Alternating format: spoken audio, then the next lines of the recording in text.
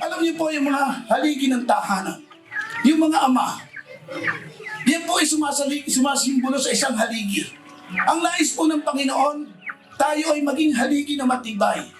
Kasi kung ang haligi ng tahanan kawayan, mura pa, babagsak ang buong bahay. Ano po ang gusto ng Diyos? Maging haligi tayong matibay. Para nang sa ganon, dumating man ang mga pagsubok, manatili pa rin na tayo ay may responsibilidad sa ating pamilya. Saan po tayo magiging matibay? Siyempre, sa paghahanap buhay, sa pag-iwas sa tukso.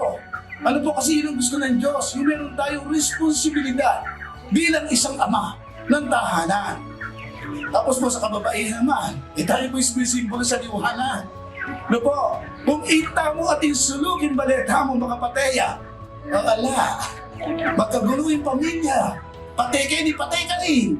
Nepo, hindi kailangan po magsilbita ang liwanag. Buli ko sabihan, kalita mo kung maliwanag. Pwede ka nga pong dino kay salita na. Yan yung apleta mo, ituruta mo ka rin, anak mo. Saka siyempre, ka rin asawa tamo.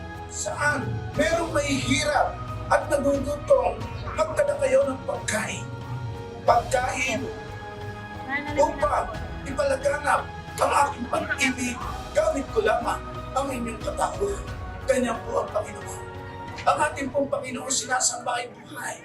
Ano po, at patuloy siya na gumagamit ng kanyang hinirang upang sa mga tao ay gumabay at sa mga tao ay magmahal.